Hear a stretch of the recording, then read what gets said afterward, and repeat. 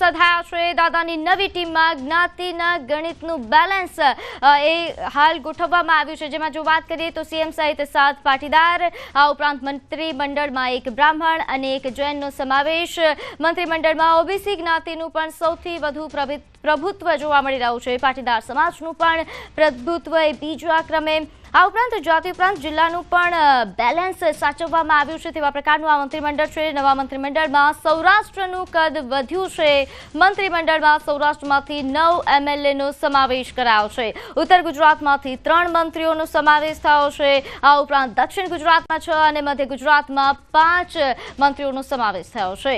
કોંગ્રેસમાંથી આવેલા 1 નેતાનો પણ સમાવેશ કરવામાં આવ્યો, અર્જુન મોઢવાડિયા, કે જેમનો પણ સમાવેશ થયો છે। કોંગ્રેસથી આવેલા 4 એમએલએ પૈકી 1 કે જેમનો સમાવેશ કર્યો છે। આ ઉપરાંત કેબિનેટમાં 1 પણ મહિલાને સ્થાન નથી મળ્યું। 26 સભ્યોના મંત્રીમંડળમાં 3 મહિલાઓનો સમાવેશ છે, પરંતુ કેબિનેટમાં 1 પણ મહિલા નથી। કોંગ્રેસમાંથી આવેલા 1 નેતાનો સમાવેશ થયો છે। કોંગ્રેસમાંથી આવેલા 4માંથી 1નો સમાવેશ કરવામાં આવ્યો છે। નવા મંત્રીમંડળમાં જાતિ અને જિલ્લાના સમીકરણો સાધવાનો પ્રયાસ થયો, જેમાં દાદાની નવી ટીમમાં જ્ઞાતિ ગણિતનું જે બેલેન્સની જો વાત કરવામાં આવે તો 7 પાટીદાર, 8 ઓબીસી, 4 એસટી અને 3 એસસીનો સમાવેશ કરાયો છે।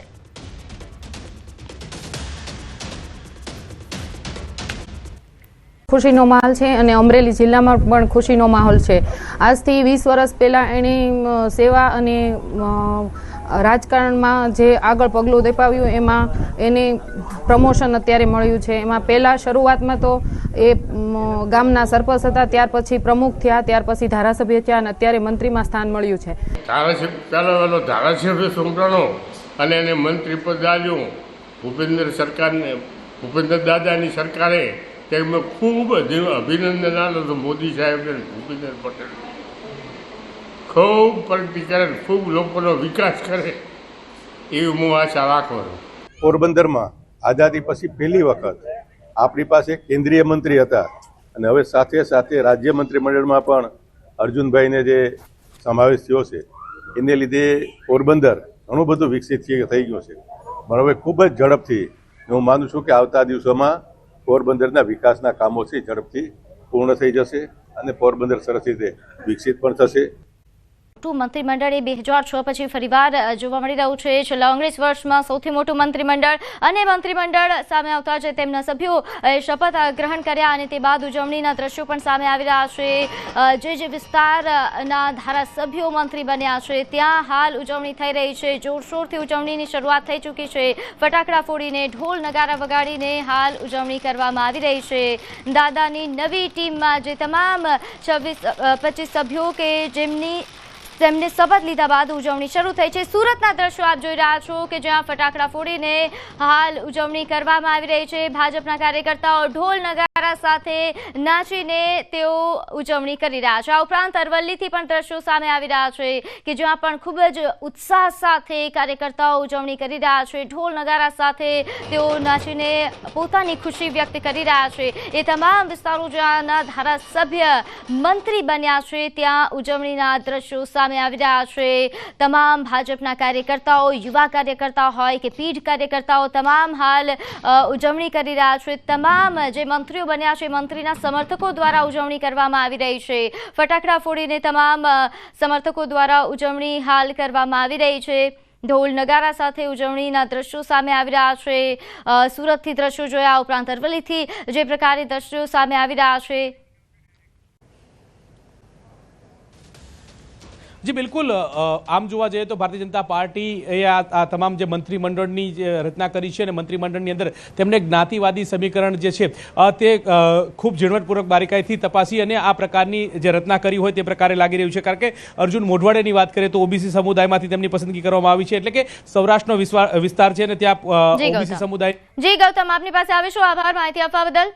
નવું મંત્રીમંડળ અપેક્ષાઓ કરતા સારું મંત્રીમંડળ હાલ જોવા મળી રહ્યું છે। યુવા મંત્રીઓની જ્યારે વાત કરવામાં આવે, કેટલા યુવા મંત્રીઓ અને કેવા પ્રકારની હાલ એમની પરિસ્થિતિની જો વાત કરવામાં આવે, વર્ચસ્વની વાત કરવામાં આવે તે જણાવશો। જી બિલકુલ, 26 મંત્રીમંડળ સાથે ટીમ ભૂપેન્દ્ર પટેલની નવી ટીમ તૈયાર થઈ ચૂકી છે. અગાઉને મહેકમની વાત કરીએ તો 17 જેટલા મંત્રીઓનો સમાવેશ જે છે તે ટીમની અંદર કરવામાં આવ્યો હતો અને હવે આ સૌથી મોટું મંત્રીમંડળ કહી શકાય છે કે 2006માં 26ના મહેકમ ધરાવતું મંત્રીમંડળ જે છે તે હતું. ત્યારબાદ હવે 2025ની અંદર આ મંત્રીમંડળનું જે વિસ્તરણ થયું છે તેમાં 26 જેટલા મંત્રીઓનો સમાવેશ કરવામાં આવ્યો છે. તેમાં યુવા ચહેરાઓની વાત કરીએ તો આ મંત્રીમંડળ નવું જે નિર્માણ પામ્યું છે તેમાં યુવા અને પીઢ અગ્રણીઓની ભૂમિકાવાળું જોવા મળી રહ્યું છે. એટલે કે યુવાનોનો સમાવેશ મોખરે કરવામાં આવી રહ્યો છે અને પ્રથમ ટર્મથી ચૂંટાયેલા જે નેતાઓ જે છે, ધારાસભ્યો જે છે તેમની પસંદગી કરવામાં આવી છે. મહત્વનું સાથે તે છે કે 2006માં 26 જેટલા મંત્રીમંડળ હતું. હવે ત્યારબાદ હવે 2025માં આ પ્રકારની સ્થિતિ જે છે તે જોવા મળી રહી છે. જે અંતર્ગતની વાત કરીએ તો રીવાબા જાડેજા જે છે તે સૌથી યુવાન વયના ધારાસભ્ય જે છે તે મંત્રી બન્યા છે. 34 વર્ષની ઉંમર તેમની છે અને સૌથી નાની ઉંમરના મંત્રી તરીકે રીવાબા જે છે ત્યાં પસંદગી પામ્યા છે. તે અંતર્ગતની વાત કરીએ તો કૌશિક વેકરિયા પણ 39 વર્ષની ઉંમરના બીજા યુવા મંત્રી તરીકેનો સમાવેશ કરવામાં આવ્યો છે. આ ઉપરાંત નાયબ મુખ્યમંત્રી તરીકે હર્ષ સંઘવીને વિશેષ જવાબદારી સોંપવામાં આવી છે અને તેમની ઉંમર પણ 40 વર્ષ છે. એ જ રીતે પ્રવીણ માળીની વાત કરીએ તો તેઓ પણ 40 વર્ષની ઉંમરના છે, જ્યારે સ્વરૂપજી ઠાકોરની 43 વર્ષની ઉંમર છે. સંજયસિંહ મહેડા કે જેઓ મહુધા વિધાનસભા બેઠક ઉપરથી પ્રથમ વખત ચૂંટાયા હતા. ઇતિહાસમાં પહેલી વખત એવું બન્યું હતું કે આઝાદી બાદની અત્યાર સુધીની જે ચૂંટણી યોજાઈ હતી તેમાં મહુધા બેઠક જે છે તે ભારતીય જનતા પાર્ટીના ફાળે નહોતી ગઈ, પરંતુ 2022માં આ બેઠક જે છે તે ભારતીય જનતા પાર્ટીના ફાળે ગઈ હતી અને તેમાં પણ તેમણે સરપ્રાઈઝ વાત કરી છે. એટલે કે તેમને પ્રથમ વખત મળતાની સાથે સંજયસિંહ જે યુવાન ધારાસભ્ય જે છે તેમને મેદાને ઉતાર્યા હતા, તે ચૂંટાયા હતા અને તેમને હવે મંત્રીપદમાં પણ સમાવેશ કરવામાં આવ્યો છે. આ ઉપરાંત જો પીઢ નેતાઓની વાત કરીએ તો ભૂપેન્દ્ર પટેલ પીઢ નેતા તરીકે તેમની ગણના થાય છે અને ટીમમાં તેઓ સુકાની તરીકેની જવાબદારી છે તે નિભાવી રહ્યા છે. આ ઉપરાંતની વાત કરીએ તો 74 વર્ષના કનુ દેસાઈ સૌથી પીઢ મંત્રીમંડળની અંદર મંત્રી જે છે તે જોવા મળી રહ્યા છે અને અર્જુનભાઈ મોઢવાડિયા જેમનો સમાવેશ અત્યારે હાલ કરવામાં આવ્યો છે તેમની 68 વર્ષની ઉંમર છે, જ્યારે પીસી બરંડા કે જેઓ નિવૃત્ત આઈપીએસ જે છે અને તેઓ પણ જે ભિલોડા વિધાનસભા બેઠક ઉપરથી ચૂંટણી લડ્યા હતા, જીત્યા હતા, પ્રથમ વખત આ ચૂંટણી જીત્યા છે અને તેઓની ઉંમર 66 વર્ષ છે અને તેમનો સમાવેશ જે છે તે કરવામાં આવ્યો છે. મહત્વનું એ છે કે 15 જેટલા ધારાસભ્યો જી ગૌતમ આપને અટકાવું છું. તો હાલ જે મંત્રીમંડળ કે જે અત્યારે આપણે જોઈ રહ્યા છીએ જેમાં 15 ધારાસભ્યને પહેલીવાર તેમનું નસીબ ચમક્યું છે, મંત્રીપદ પ્રાપ્ત થયું. 11 ધારાસભ્યને તો પહેલી જ ટર્મમાં લોટરી લાગી ગઈ છે. આ ઉપરાંત જેમાં જો ખાસ વાત કરીએ અર્જુન મોઢવાડિયા જે પોરબંદર મેયર સમાજથી છે ઓબીસી, ત્યારે ગૌતમ હાલ જે આ 15 ધારાસભ્યો કે જેમની લોટરી લાગી ગઈ છે, નસીબ ચમકી ગયા છે અને એમાં તો ઘણા ધારાસભ્યો એવા છે કે જેમને પહેલી ટર્મમાં જ લોટરી લાગી ગઈ છે, મંત્રીપદ મળી ગયું.